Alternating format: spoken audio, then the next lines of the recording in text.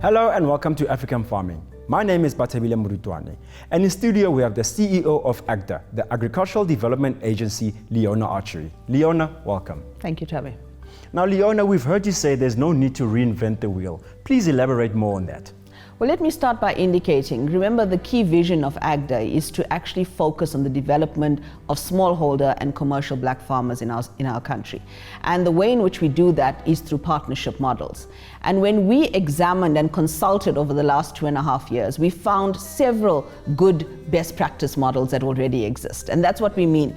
And yes, we will look for new and innovative ways of actually getting things done, but there are already several that we can learn from. And that's what we mean. We do not have to reinvent the wheel. We can use those to make impact for black farmers in our country. Now, speaking of those models, can you please give us one or two of those models and how they work, and also how will they benefit the farmers? Sure. Within AGDA, I've explained that we have founding members, and our founding members have all been trying in different parts of the country to implement models depending on the commodities they work with to support black farmer development. And one of them, for example, would be the SADNIC model. And I think we're all familiar with the SADNIC model because it works within the beef value chain. And through it, there's already been development of more than 600 new entrants into that particular value chain.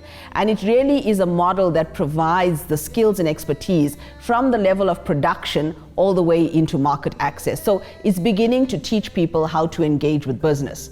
Another model that we would look at within AGDA is, for example, the one from Skuman Boerdery, and they focus on the bean production, and again, across the value chain of bean production. So they've been training and helping growers, more than 50 of them, to make sure that they produce at sustainable and quality that is needed for the marketplace. And I think another interesting one that's been emerging recently in Gauteng itself is with one of our black entrepreneurs that's also a member of AGDA, and it's the Black Farmer Food Group. And what he is doing is aggregating supply from several small growers within the Gauteng area and beginning to take that to market. And working with him, we've actually been able already to look at establishing a market system for them and piloting at the Garankuwa marketplace.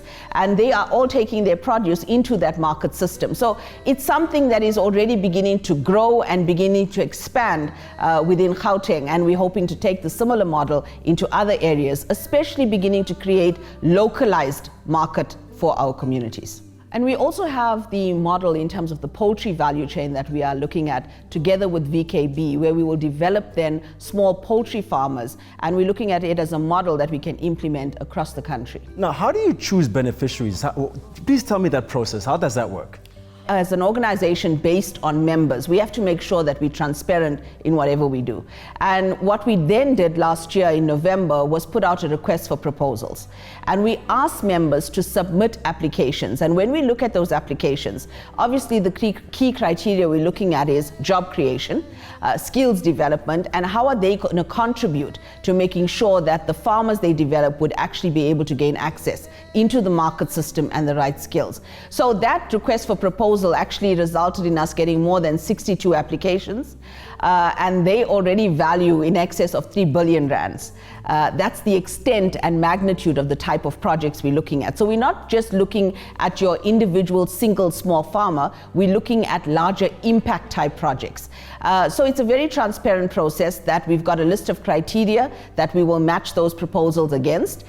We've already been working on them, and we will present then a final 15 to the board of AGDA for approval, and then we will work with those identified. It doesn't mean that we're not going to touch the others.